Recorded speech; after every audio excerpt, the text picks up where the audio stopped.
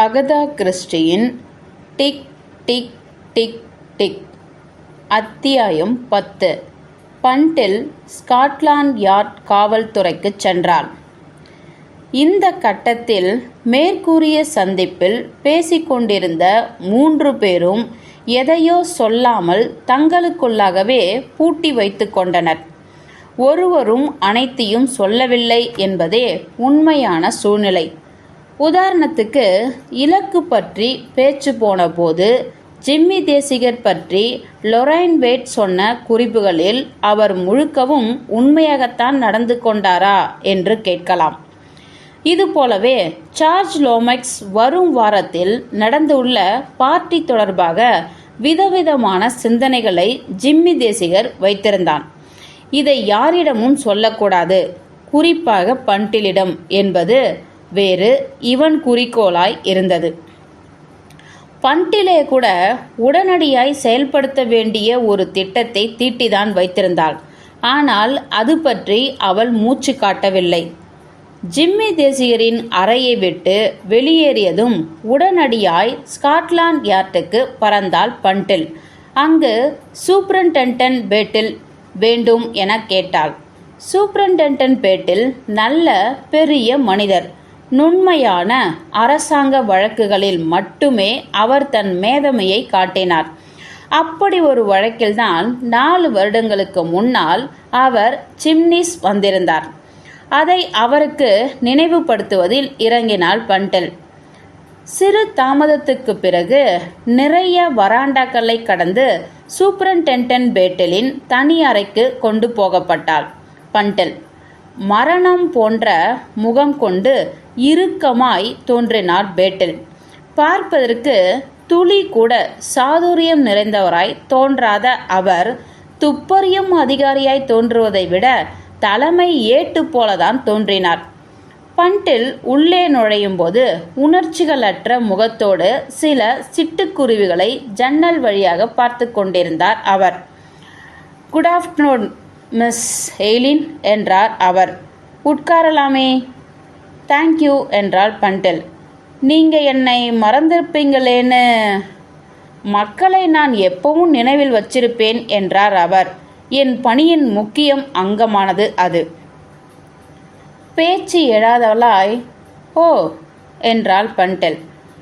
என்னால் என்ன உதவியாகணும் என விசாரித்தார் சூப்பரிண்டென்டன்ட். பண்டில் நேரடியாய் விஷயத்துக்குள் நுழைந்துவிட்டாள். லண்டனில் இயங்கும் இரகசிய சமூகங்கள், இரகசிய கும்பல்கள், பதுங்கி இருக்கும் கூட்டங்கள், இது பற்றிய பட்டியலெல்லாம் உங்களோட ஸ்காட்லாந்து யார்ட் போலீஸ் இலாக்காவில் இருக்கும்னு நான் நிறைய கேள்விப்பட்டிருக்கேன். முன் ஜாக்கிரதையோடு முடிஞ்ச வரைக்கும் இன்றைய தேதி வரை அத்தனையும் சேகரித்து வச்சிருப்போம் என்றார் அவர். அதில் பல கூட்டங்கள் அத்தனை ஆபத்து நிறைந்தவை கிடையாதுன்னு நான் நினைக்கிறேன். இதை கணிக்க எங்களுக்குன்னு ஒரு அளவுகோல் இருக்கு என்றார் அவர். எவ்வளவுக்கு நிறைய அவனுங்க பேசுகிறாங்களே அவ்வளவுக்கு செயலில் காட்ட மாட்டானுங்க. இது எத்தனை துல்லியமாக வேலை பண்ணும் ஒரு அளவுகோல்னு தெரிஞ்சுக்கிட்டிங்கன்னா நீங்கள் அப்படி ஆச்சரியப்பட்டு போவீங்க. பல தடவை அவங்களுக்கு எவ்விதமான இடையூறும் தராமல் அவங்க வழியிலேயே இயங்க விட்டுடுவீங்கன்னு கேள்விப்பட்டிருக்கேன். அப்படித்தான் என்று பேட்டில் ஒப்புதலாய் தலையசைத்தார். சுதந்திரம்தான் என்னுடைய இலக்கு அப்படின்னு சொல்லிவிட்டு வாரம் ஒரு முறை ரகசிய இடத்துல சந்திச்சுக்கிட்டு இரத்த ஆறுவோட திட்டமிட்டா பண்ணட்டுமே, நோ ப்ராப்ளம். ஏதாவது சிக்கல் உருவாச்சுன்னா அப்போ எங்களுடைய கையை எங்கே, எப்படி, எந்த அளவுக்கு வைக்கணும்னு எங்களுக்கு தெரியும். அப்படி பண்ணுவோம். ஆனால் சில சமயங்களில் ஒரு கூட்டம் என மெதுவாய் மரியாதையோடு துவங்கிய பண்டில் சொன்னாள். நாம் கற்பனை பண்ணி வச்சிருக்கிற அளவை விடவும் படு அபாயகரமானதா இருக்கலாமே. இருக்கலாம் என்றார் சூப்பரிண்டென்டன்ட். அப்படி ஒரு கும்பல் இருக்கலாம். விடாமல் அதையே பிடித்து கொண்டிருந்தாள் பண்டில். ஓ, இருக்கலாம் இருக்கலாம். இக்கருத்தை அனுமதித்தார் சூப்பரண்டென்டென்ட். அங்கு ஓரிரு நிமிடங்கள் அமைதி நிலவியது. பிறகு பண்டில் சாந்தமாய் பேசினாள்.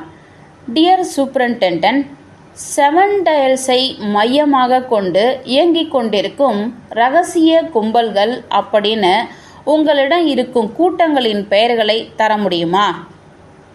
சூப்பரண்டென்டென்ட் பேட்டிலின் மாபெரும் பலமே உணர்ச்சிகளை எக்காலத்திலும் வெளியில் காட்டாததுதான். ஆனால் சத்தியமா கண் இமைகள் ஒரு சில நொடிகள் படபடக்க பின்னுக்கு தள்ளப்பட்டவரானார் அவர் என்பதில் சந்தேகம் கிடையாது. ஒரு சில நொடிகள்தான். உடனேயே அவருக்கு உரிய மரம் போலான நிலைக்கு திரும்பி அவர் சொன்னார், இன்னைக்கு தேதியில் 7 டயல்ஸ் என்னும் பெயரில் எந்த இடமும் கிடையாது மிஸ் எலின். கிடையாது? அதன் எல்லாமும் அடித்து நொறுக்கப்பட்டு புதுசாக கட்டப்பட்டாச்சு. ஒரு கீழ்த்தரமான பிரதேசமாக அது ஒரு காலத்தில் இருந்தது. ஆனால் அது இன்னைக்கு மிகவும் மதிப்பு பொருந்திய உயர்தட்டு சமூகம் உள்ள ஒரு பகுதி. இரகசிய கூட்டங்கள் தங்கள் மூக்கினை நுழைத்து திட்டங்கள் போட உகந்த வசதி அங்கே கிடையாது. ஓ என்றாள் பண்டில் செய்வதறியாது திகைத்து.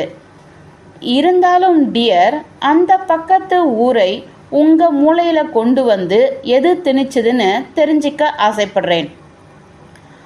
அதை நான் உங்ககிட்ட சொல்லி தான் ஆகணுமா? வெல், அப்படி சொல்வது சிக்கல்களை தணிக்கும் இல்லையா? நமக்கு நம் எல்லைகள் தெரியும், பிறகு என்ன? பண்டில் சில கணங்கள் தாமதித்தாள். பிறகு, நேற்று ஒருத்தன் சுடப்பட்டான் என்றாள் மெல்லமாய். நான் தான் அவன் மேலே காரை ஏற்றிட்டேன்னு முதல்ல நினச்சேன். Mister Ronald தேவராக்ஸ். ஆஹா, அப்போ உங்களுக்கு அது பற்றி தெரிஞ்சிருக்கு. ஓகே, அப்படின்னா அது குறித்து ஏன் எந்த பேப்பர்லேயும் எந்த தகவலும் வெளியாகலை? இதுக்கான காரணம் உங்களுக்கு நிச்சயம் தெரிஞ்சாகணுமா டியர்? Yes please. வெல், துல்லியமாக ஒரு முழு நாள், அதாவது 24 மணி நேர இடைவேளை தேவைன்னு நினச்சோம். விளங்குதா? அது பற்றி அத்தனையும் நாளைக்கு பேப்பரில் இருக்கும். அப்படியா என்ற அவரை ஒரு புதிராய் கவனித்து கொண்டிருந்தாள் பண்டில். சலனமற்ற அந்த முகத்துக்கு பின்னால் புதைந்திருப்பது என்ன? ரொனால்டு தேவராக்ஸ் சுடப்பட்டதை ஒரு சாதாரண குற்றமாக கருதுகிறாரா அல்லது அசாதாரண குற்றமாய் பார்க்கின்றாரா? அவன் இறக்கும்போது 7 டயல்ஸ் என்னும் 2 வார்த்தைகளை சொன்னான் என்றாள் பண்டில் மெதுவாய். தேங்க்யூ சொல்லிவிட்டு அவருக்கு முன்னால் இருந்த தாளில் என்னவோ எழுத ஆரம்பித்தார் அவர். பண்டில் வேறொரு பாதையில் வந்து மடக்க துணிந்தாள். மிஸ்டர் லோமெக்ஸ் அவருக்கு வந்திருந்த ஒரு மிரட்டல் கடிதத்தை சுமந்துக்கிட்டு வந்து உங்களை நேற்று சந்திச்சதா கேள்விப்பட்டேன். செஞ்சார். அது 7 டயல்ஸ்லேருந்து எழுதப்பட்டது தானே? அதன் தலையில் 7 டயல்ஸ் அப்படின்னு எழுதப்பட்டிருந்ததா ஞாபகம். பூட்டப்பட்ட கதவில் பிரயோஜனமே இன்றி ஓங்கி ஓங்கி தட்டுவதாய் உணர்ந்தாள் பண்டில். அங்கு சிறு தாமதம் விளைந்தது. பிறகு பேட்டில் சொன்னார், நான் வீட்டுக்கு கிளம்பணும். வெல், இதை பற்றி மேற்கொண்டு எதுவும் சிந்திக்காதீங்க. உங்ககிட்ட அப்படியே விட்டுடணும். வெல் என்ற சூப்பரண்டென்டென்ட் பேட்டில், நாங்கள் இதுக்குன்னே படிச்சுட்டு வந்துள்ளவங்க என்றார். நான் அப்படியெல்லாம் துப்பறிய எதுவும் படிக்காதவ, அப்படித்தானே? எஸ், ஆனால் நீங்கள் ஒரு விஷயத்தை மறந்துட்டீங்க. எனக்கு உங்களுக்கு இருக்கிற ஞானமும் நுட்பமும் இல்லாமல் இருக்கலாம், ஆனால் உங்களை விடவும் எனக்கு ஒரு பிரதான அனுகூலம் இருக்குது. என்னால் பின்னணியில் இயங்க முடியும். பண்டில் சொன்ன வார்த்தைகளின் விசை சூப்பரண்டென்டென்ட் பேட்டிலை அறைந்ததாகவும் அதனால் அவர் பின்னுக்கு தள்ளப்பட்டதாகவும் உணர்ந்தாள் இவள். Okay sir. நீங்கள் அந்த ரகசிய கும்பல்களின் பெயர் பட்டியலை தரலேனா? ஓ, நான் அப்படி சொல்லவே இல்லையே. அந்த கும்பல்களுடைய முழு பட்டியலையும் நீங்கள் பெற்றுக்கொள்ளலாம். கதவு வரை போனவர் தலையை மட்டும் வெளியே நீட்டி என்னவோ சொல்லி அழைத்துவிட்டு மீண்டும் தனது சேருக்கே திரும்பினார். பண்டில் தற்சமயம் எக்காரணமும் இன்றி நொறுக்கப்பட்டவளாய் உணர்ந்தாள். மிகவும் சுலபமாக இவளுடைய வேண்டுகோளுக்கு அவர் இணங்கிவிட்டது பண்டிலுக்குள் சந்தேகத்தை வலுக்க செய்தது. கலக்கமற்ற சாந்தமாய் பண்டிலை பார்த்து கொண்டிருந்தார் சூப்பரண்டென்டென்ட். மிஸ்டர் கெரால்டுவேட்டின் மரணம் உங்களுக்கு நினைவிருக்கா? திடுதிப்பென்று கேட்டாள் அவள். உங்களோட இடத்துலையே தான் அது நடந்தது இல்லையா? தூக்க பவுடரை அளவுக்கு அதிகமாக எடுத்துக்கிட்டதால. அவரோட சகோதரி தூக்கத்துக்கு எந்த விதமான மருந்தையும் அவர் எடுத்துக்கிட்டதே கிடையாதுங்கிறா. ஆஹா என்றார் சூப்பரண்டென்டென்ட். இந்த சகோதரிகளுக்கு தெரியவே தெரியாத எத்தனை சமாச்சாரங்கள் சகோதரர்கள் கிட்டே இருக்குன்னு கேட்டா நீங்க ஆச்சரியப்பட்டு போயிடுவீங்க. மீண்டும் பண்டில் நொறுக்கப்பட்டவளாய் உணர்ந்தாள். ஒரு ஆள் தட்டச்சு செய்யப்பட்டிருந்த ஒரு தாளை கொண்டு வந்து சூப்பரண்டென்ட்டிடம் நீட்டும் வரை அமைதியாகவே அமர்ந்து விட்டாள் அவள். இந்தாங்க, நீங்க கேட்டவை என்றார் சூப்பரண்டென்டென்ட். வந்தவன் போனதும் செயின்ட் செபஸ்டியன் இரத்த சகோதரர்கள், நரி ஓலம், அமைதியின் காவலர்கள், பாட்டாளிகள் சங்கம், அமுக்கப்பட்டவர்களின் கழகம், மாஸ்கோவின் புதல்வர்கள், வீழ்த்தப்பட்டவர்களின் தலைவன், மேலும் அரை டசன். தனிப்பட்ட கண்டிப்போடு அத்தாளை அவளிடம் ஒப்படைத்தார் சூப்பரண்டென்டென்ட் பேட்டில். இதனால் கடுகத்தனை உபகாரமும் எனக்கு இருக்கப் போவதில்லை என்பதால் தான் நீங்க இத்தனை சிரேஷ்டமா என்கிட்ட இதை தரீங்க என்றாள் பண்டில். இந்த முழு விவரத்தையும் நான் அப்படியே கை கழுவிடணும்னு நீங்க நினைக்கிறீங்க. நான் அதைத்தான் அறிவுறுத்துவேன். நீங்க இந்த இடங்களுக்கெல்லாம் போய் துளையிட ஆரம்பிச்சிங்கன்னா அது எங்களுக்கு தான் கூடுதல் சுமையா கொண்டு வந்து தரும். பண்டில் எழுந்து கொண்டாள். முடிவெடுக்க இயலாதவளாய் நின்றாள். இதுவரை இங்கு இடம்பெற்றவற்றில் வெற்றி சூப்பரண்டென்டென்ட் பேட்டிலுக்கே. அப்பொழுதுதான் அவளுக்கு ஒரு சின்ன சம்பவம் நினைவுக்கு வந்தது. அவளுடைய கடைசி வேண்டுகோளை அதன் மீது பதித்து பிரயோகித்தாள். துப்பறியும் படிப்பு படிச்சுட்டு வந்தவங்களை போலவே அப்படி படிக்காம இயங்குவோரும் வெற்றி பெற முடியும்னு இப்பதான் நான் கோடிட்டு காட்டினேன். அதை எதிர்த்தும் நீங்க வாதாடல. ஏன்னா நீங்க அதை ஏற்றுக்கொள்ளும் ஒரு உண்மையான நபர். சூப்பரண்டென்டென்ட் பேட்டில், நான் சொல்வதும் சரிதான்னு உங்களுக்கு தெரியும். மேலே சிம்னிஸில் உங்களுக்கு உதவ நீங்கள் என்னை அனுமதிச்சிங்க. இப்போ உங்களுக்கு உதவ என்னை அனுமதிக்க கூடாதா? நடந்த சங்கதிகளை மூளையில் போட்டு சூப்பரண்டென்டென்ட் புரட்டி பார்ப்பது பண்டிலுக்கு தெரிந்தது. தொடர்ந்தாள். நான் எப்படிப்பட்டவன்னு உங்களுக்கு தெரியும் சூப்பரண்டென்டென்ட் பேட்டில். எந்த விஷயமா இருந்தாலும் எனக்கு தூசு தட்டி பார்த்துடணும். மூக்கை நுழைப்பது என் உடன்பிறப்பு. நான் உங்கள் வழியில் குறுக்கிட விரும்பல. உங்கள் வழிமுறைகளை விடவும் சிறப்பான வழிமுறைகளை கடைப்பிடிச்சு என்னால் முன்னேற முடியும்.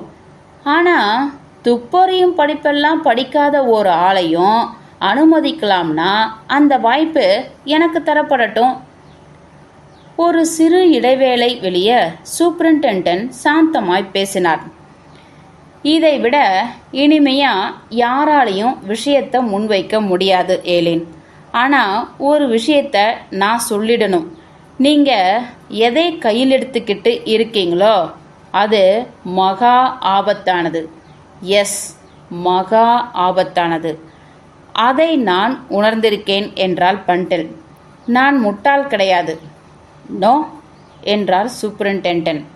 இளம் ரத்தம் உங்களால் உணர முடியல.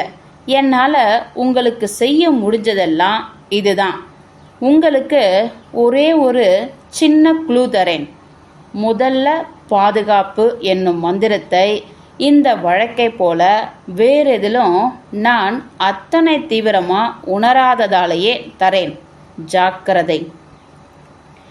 இப்படி ஒரு வாக்கினை மரியாதைக்குரிய சூப்பரிண்டென்டென்ட் வாயினால் கேட்டதும் மூச்சே நின்று போனது பண்டலுக்கு. விளங்கல என்றால் இறுதியாய். இதன் மூலம் நீங்க எனக்கு தரும் க்ளூ? உங்களுக்கு எவர்ஸ்லேவை தெரியும் அப்படித்தானே? பில்? நிச்சயமா. ஆனால் அதுக்கும் உங்களுக்கு 7 டைல்ஸ் பற்றி என்னவெல்லாம் தெரியணும்னு ஆசைப்படுறாங்களோ அதை எல்லாத்தையும் பில்லால் உங்களுக்கு தர முடியும்னு நான் நினைக்கிறேன். பில்லுக்கு அதை பற்றி தெரியுமா? பில்? அப்படி நான் நேரடியாக சொல்லலை. கவனம் இருக்கட்டும். நான் சொல்வதை முழுசாக உள்வாங்கிக்கும் குணம் உங்களுக்கு பத்தலை.